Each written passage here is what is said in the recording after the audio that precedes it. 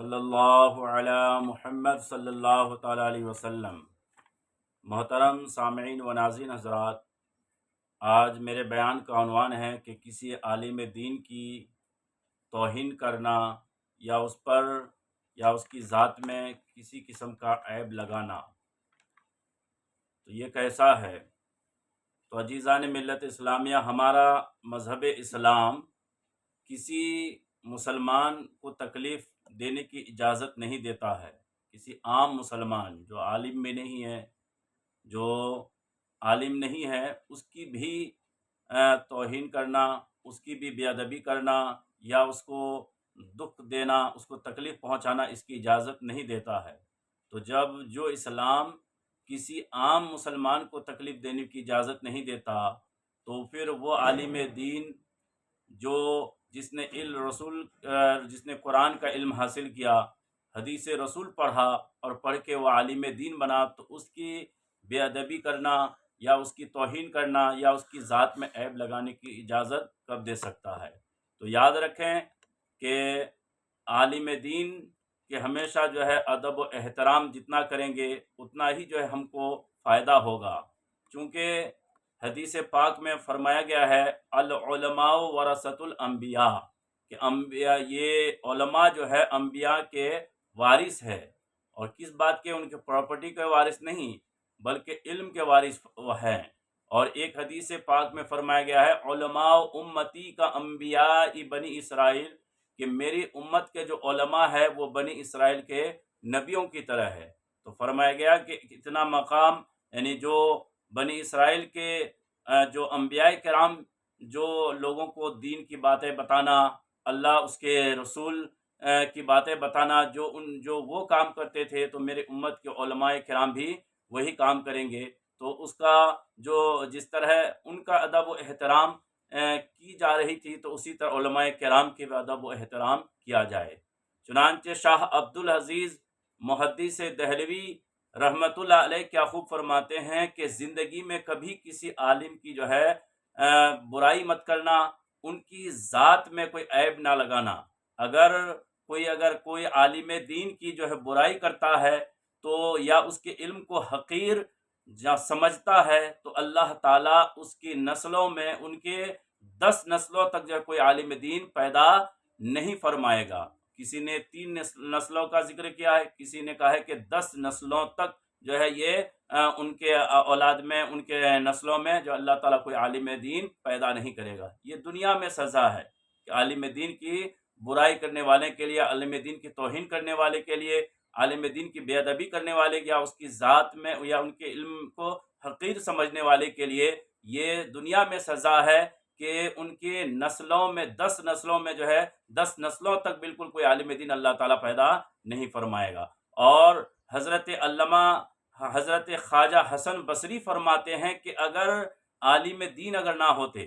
جیسے اب تو قیامت تک کوئی نبی نہیں آئے گا، نیا نبی نہیں آئے گا، تو یہ اگر عالم دین اگر نہ ہوتے تو لوگ جانوروں کی طرح زندگی گزارتے، کیونکہ ان کو کوئی اسلامی کوئی طریقہ معلوم ہی نہیں ہوتا کہ کس طرح ہمارے نبی کی کھانے کا سنت کا طریقہ ہے، کس طرح سونے کا طریقہ ہے، کس طرح رشتہ داری کرنی چاہیے۔ تو یہ ساری چیزیں کون بتاتے ہیں؟ لوگوں کو عالم دین بتاتے ہیں۔ تو اسی لیے حضرت حسن بصری فرماتے ہیں کہ اگر عالم دین نہ ہوتے تو لوگ جانوروں کی طرح زندگی گزارتے۔ اور علامہ جلال الدین سیوطی رحمت اللہ علیہ فرماتے ہیں کہ علماء ربانین کی جو توہین کرتا ہے اس کی قبر دیکھو، ان کا چہرہ قبلہ سے ہوا ہوگا۔ اور اس ہندوستان کے جو سب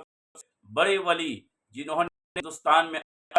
90 لوگوں کو کلمہ پڑھا کے مسلمان بنایا، وہ خواجہ نواز رحمت اللہ علیہ اپنے ملفوظات میں لکھتے ہیں کہ ایک شخص کا انتقال ہو گیا، تو جب ان کو قبر کے اندر تدفین ہو رہی تھی اس کی، تو ان کے گھر والے ان کے چہرے کو قبلہ کی طرف کر دیتے ہیں، لیکن تھوڑی ہی دیر میں پھر ان کا چہرہ قبلے سے پھر جاتا ہے۔ وہ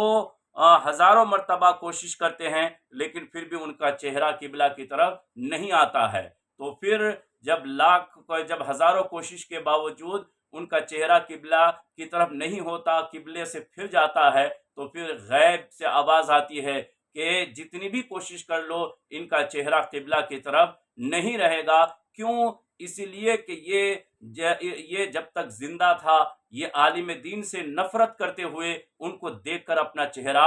پھیر لیتا تھا، جس کی وجہ سے ان کا چہرہ جو ہے قبلے کی طرف نہیں ہو سکے گا۔ تو دیکھا آپ نے کہ عالم دین سے نفرت کرنے والے کا انجام کیا ہے کہ ان کا چہرہ قبلے کی طرف سے پھیر دیا جاتا ہے، ان کا چہرہ جو قبلے کی طرف مرنے کے بعد جو ہے نہیں رہتا ہے۔ تو اسی لیے عزیزان ملت اسلامیہ، پیغام یہی ہے کہ عالم دین چونکہ عالم دین نبیوں کے وارث ہیں، علماء کرام انبیاء کرام کے وارث ہیں، اور میرے نبی نے فرمایا کہ عالم دین کیا ہے؟ عالم دین جو ہوتے ہیں میری امت کے جو علماء ہیں وہ بنی اسرائیل کے نبیوں کی طرح ہے فرمایا۔ تو اتنا بڑا مقام آپ دیکھیں کہ اگر کوئی کروڑوں روپے دن میں اگر کما لے تو ان کو یہ شرف کبھی نہیں مل سکتا کہ وہ راستے پہ چل رہے ہوں تو چونٹیاں ان کے لیے دعا کر رہی ہوں، سمندر کی مچھلیاں ان کے لیے دعا کر رہی ہو، لیکن اگر یہ شرف کسی کو ملا ہے تو وہ علماء کرام کو ملا ہے کہ علماء کرام اگر وہ راستے پہ چلتے ہیں تو چونٹیاں ان کے لیے دعائیں کرتی ہے، سمندر کی مچھلیاں ان کے لیے دعائیں کرتی ہے۔ تو یہ شرف علماء کرام کو ملا ہے۔ تو اسی لیے کتنا بڑا مقام ہے، کتنا بڑا مرتبہ ہے۔ ہم تو دیکھتے ہیں کہ ان کے پاس پیسوں کی کمی کو دیکھ کر ہم تو سوچتے ہیں کہ یہ 2 کوری کے جو ہے امام ہیں، یہ 2 کوری کے جو عالم دین ہے، یہ کہہ کر اس کو حقارت کی نظر سے دیکھی جاتی ہے۔ یہی وجہ ہے کہ آج کوئی اگر ڈاکٹر ہے تو وہ اپنے بیٹے کو ڈاکٹر بنانا چاہتا ہے، کوئی اگر انجینئر ہے تو اپنے بیٹے کو انجینئر بنانا چاہتا ہے، کوئی اگر دنیا کے بڑے عہدے پر فائز ہے تو اس عہدے پر اپنے بیٹے کو بھی فائز کرنا چاہتا ہے۔ لیکن آج حالات کی وجہ سے، سچویشن کی وجہ سے آج ایک کوئی عالم دین خود جو ہے اپنے بیٹے کو عالم دین بنانا نہیں چاہتا ہے۔ کیوں؟ اس لیے کہ وہ قوم کے جاہلوں کے ظلم و ستم کو سہ کر وہ تنگ آ چکا ہے کہ جب میں جس کی کہیں نہیں چلتی ہے وہ بھی آ کے مسجد کے امام پہ چلانا چاہتا ہے، وہ بھی آ کر وہ اپنی حکومت کرنا چاہتا ہے امام پر، جو امام جس کے جو ان کے بچے کے اذان کان میں اذان سے لے کر ان کے باپ کے جنازہ تک پڑھاتا ہے، لیکن اسی کی جو ہے کمیاں نکالنے کی کوشش کی جاتی ہے، اسی پر سب کی نظر رہتی ہے، اسی پر جس کی کہیں نہیں چلتی وہ اس پر چلانا چاہتا ہے، جس کی وجہ سے یہ سوچتا ہے کہ میں جب اس آگ میں جل رہا ہوں تو پھر اپنی اولاد کو، اپنے بیٹے کو کیوں جلاؤ۔ یاد رکھیں اگر کوئی چاہتا ہے کہ میرا بیٹا عالم دین بنے، کوئی اگر چاہتا ہے کہ میرا بیٹا حافظ قرآن بنے، تو ضروری یہ ہے کہ وہ پہلے علماء کرام کا ادب و احترام کرنا چاہیے، احترام کرنی چاہیے۔ جب وہ علماء کرام کے احترام کریں گے، جب ان کے علماء کرام کی قدر کریں گے، تب جا کے ان کی نسلوں میں اللہ تعالیٰ کوئی عالم دین پیدا کرے گا۔ لیکن اگر کوئی ان کی توہین کرے، کوئی ان کی بے ادبی کرے، تو اللہ تعالیٰ ان کی نسلوں میں عالم دین یا پھر 10 نسلوں تک عالم دین پیدا نہیں کرے گا، یا 3 نسلوں تک جو ہے کوئی عالم دین ان کے نسل میں اللہ تعالیٰ پیدا نہیں کرے گا۔ تو اسی لیے پیغام یہی ہے کہ علماء کرام کا جو مقام ہے، جو مرتبہ ہے، کسی انسان نے نہیں دیا، کسی دنیا والے نے نہیں دیا، بلکہ اللہ اس کے رسول نے جو ہے ان کو مقام و مرتبہ دیا ہے۔ تو اسی لیے چاہیے کہ ان کی عزت کریں، ان کی قدر کریں، تاکہ قوم جب تک ان کی عزت کرتی رہے گی تو اچھے عالم پیدا ہوں گے، اچھے امام پیدا ہوں گے۔ لیکن اگر قوم ان کی عزت و ادب و احترام کو کرنا چھوڑ دے تو پھر یاد رکھے قیامت کی سب سے بڑی نشانی یہی ہے کہ جب تک علم رہے گا تب تک قیامت نہیں آئے گی۔